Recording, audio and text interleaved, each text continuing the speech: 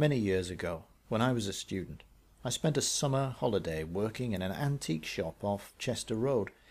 It was called the Rag and Bottle Shop, and a few bits of glassware and an old lace fan in the window were supposed to justify this. The owner had picked the name out of a book, he told me. I thought it was a misquotation, but said nothing. Ronnie Crook was a decent bloke to work for. In fact, the only real moment of worry I had over that whole summer happened one Tuesday afternoon in the middle of August. The day was close and humid, well over 80 in the shade, so I was sitting half asleep behind the counter when he came in with his cardboard box. You get to know types that frequent antique dealers, and this individual didn't fit in. Edgy-looking and out of place, with his denims spattered with paint and liberally dusted with plaster, workman's gear, not students'.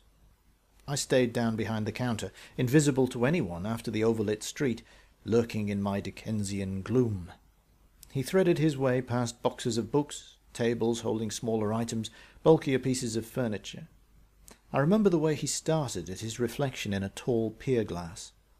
"Can I help you?" I asked loudly, dragging myself upright as slowly as humanly possible.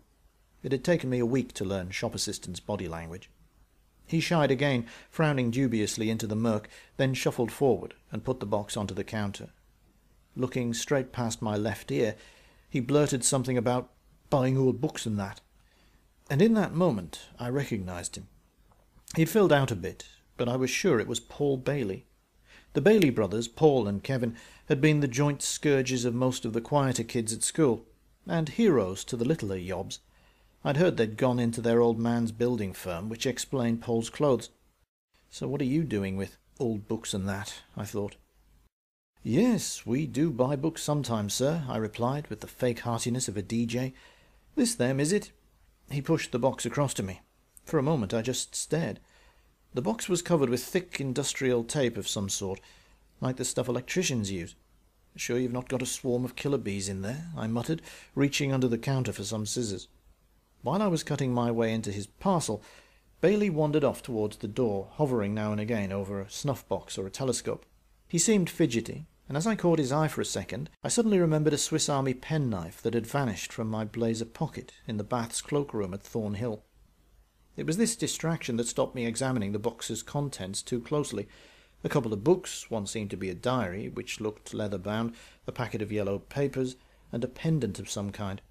Oddly, the pendant was taped over as well. It was when I began to free this, as I thought, second decoy, that Bailey made his move. He shouted something about leaving the stuff for me to have a look at, and was out of the door before I could say a word. He who hesitates is sometimes saved. I dithered between running after him or calling the police, then had the bright idea of checking the stock. So far as I could tell, nothing had been taken. When Ronnie came back from lunch, I explained the situation, and when he'd confirmed nothing was missing, he looked through the contents of Bailey's box. I've no idea how much of an expert Ronnie really was, but as usual he seemed very sure of himself as he riffled through books and papers. A diary, an ephemeris, and a bundle of letters. An interesting signature, might fetch a few bob, but there's nothing here. I looked through the fat volume he called an ephemeris. On the first page was a column of symbols, 7 in all. They seemed vaguely familiar. One certainly showed a stylized half-moon, and I thought I recognized the symbols for male and female used in biology texts. The main contents seemed to be printed tables of figures and diagrams of the night sky at various times of year. Here and there a date had been underlined, a marginal note scribbled. In the blank pages at the back were calculations in a crabbed hand. The ink faded to brown. This is something else. He picked up what I'd thought was a pendant, turning the gold black enamelled case over and over, commenting on the workmanship, pausing to run the chain through his fingers. Modern and cheap. "What's an ephemeris?" I asked. "An incurable ailment of the gentry?" "For your information, laddie-buck, an ephemeris is a celestial almanac given the position of the planets over several years." He hadn't taken his eyes from the case he held. Small. Made for a woman, maybe. Then he pressed sharply with his thumbnail, and the watch sprang open. The interior was as finely worked as the casing. Inside, what I thought of as the lid, was a mirror the size of a 10-pence piece, still clear and unblemished after what Ronnie guessed was around 2.5 centuries. But it was the watch face itself which caught the eye. Instead of a normal dial, The disc was set with jewels in place of numerals, all except the 12, which was marked normally, X11.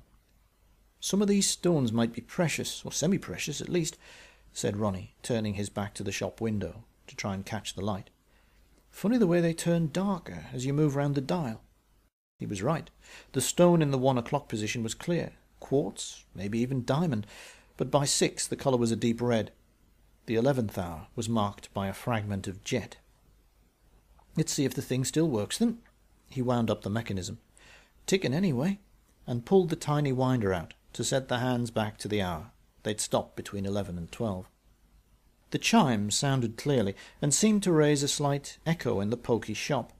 We grinned stupidly at each other, and I said something about the tolling of the bell, when Ronnie squinted into the little mirror and twisted round. He was sitting on the counter. He stared out of the cluttered window. "What's up?" I asked, rubbernecking. I could have sworn. He leaned over the counter to look, as far as I could tell, at the dust on the floorboards. Then, as the chimes reached 11, he snapped the watch shut and told me to pull down the shutters, as we were closing early. Ronnie put the watch and the books to one side, but Paul Bailey never did come back to sell or collect them. Instead, they were acquired by an anonymous collector, who took most of Ronnie's movable stock off his hands between the hours of 2 and 6 one fine morning. The robbery left the business dead in the water, since it was underinsured, but for the sake of his creditors Ronnie gave descriptions to the police, and, since I kept in touch, he told me how the watch with the odd dial turned up again. The Brenda Mooney inquest was a 9 days' wonder, with the press showing their usual grace and restraint over their favourite story ingredients. For me, and for friends who grew up on Wearside, it had a special nostalgic interest. It brought back guilty memories of Saturday nights, when a bunch of spotty cynics would deflect the course of true love on Roker seafront, shining the headlights of somebody's dad's car into the passion wagons parked just above the beach. Many a summer evening ended with a sub-bullet car chase through Seaburn. How none of us managed to get killed, let alone arrested, I'll never know. So I could imagine exactly how 5 lads in a Sierra must have felt on that hot August night when, just as they were turning off the road, a trouserless figure scrambled out of one of the parked cars and ran towards them, waving his arms. They were picking up speed in reverse when they noticed the blood on his face and heard what he was screaming. At the inquest it emerged that the lad, Gary Taine, was Brenda's on-off boyfriend, or, as one of his mates put it, he'd had trouble getting his nookies. Apparently, according to one of Brenda's mates, that Saturday night had been make or break, and Brenda had been sure Gary was going to propose. It seemed he'd proposed to other girls for the same reason, but Brenda hadn't known this, of course. Gary's story, which was confused and only extracted over days by the police, was that Brenda had driven them to the beach in her Fiat, and at about an hour after closing time he'd bitten the bullet. Brenda had accepted, they had had sex. Then, he said, an animal, he was never more specific, had somehow got into the car, and Brenda had started screaming, which was when he'd run for help. The police noted that no animal had been seen by the 5 witnesses, and there was only a 2-inch gap in the driver's window of the Fiat. But it was also observed that at least 4 of the 5 witnesses had been drunk, and forensic evidence showed the scratches on Gary and Brenda's faces were identical and not of human origin. Medical evidence suggested Brenda had died from an epileptic fit, the absence of any history of epilepsy being deemed irrelevant, so the verdict of death by natural causes became inevitable. There was some wild talk about a large bird of prey, supposed to have escaped from an attic, or, even more absurdly, to have flown in from the North Sea in the middle of the night. For a few weeks after the verdict, I overheard people in bars talking about somebody they knew who'd been near the beach and had heard wing beats or seen something obscure a street lamp for a moment. Ronnie identified the watch that was found hanging from its cheap gilded chain around Brenda Mooney's neck. It had been her engagement present from Gary, who'd bought it from a market trader. After a month or so, Ronnie got some of his original stock back, as police followed the chain of dealers back to the original fence. The diary and the Celestial Almanac never turned up. The bundle of letters which the thieves had ignored proved to be confusing, but a useful exercise in literary detective work. They were all addressed to a Mr. Humphreys and fell into 2 broad categories. The earlier dealt with the problem of divorce, which in the 18th century required a special Act of Parliament. Mr. Humphrey's advisers told him quite bluntly that a divorce would cost him most of his estate in bribes.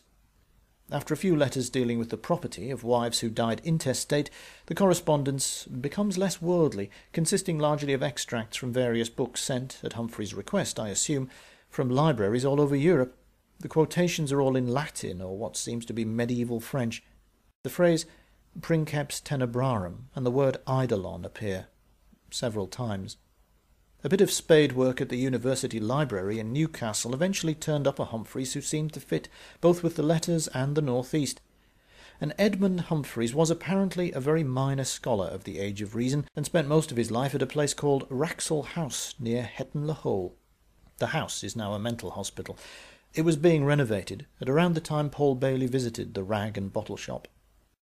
Beardow's History of the Enlightenment in England, on page 1673, gives a single paragraph concerning Humphrey's contribution to the study of lunar eclipses, and notes his interest in more frivolous topics. Biographical details are skimpy, giving only his dates, 1716 to 83, and the fact that he left 14 children, by 3 marriages. Ronnie Crook gave me the watch in lieu of wages, though he was under no obligation as far as I was concerned. As I said, a nice bloke. I still have it, though I threw away the chain, but I never wind it up. It would be tempting fate. These old mechanisms can be very sensitive.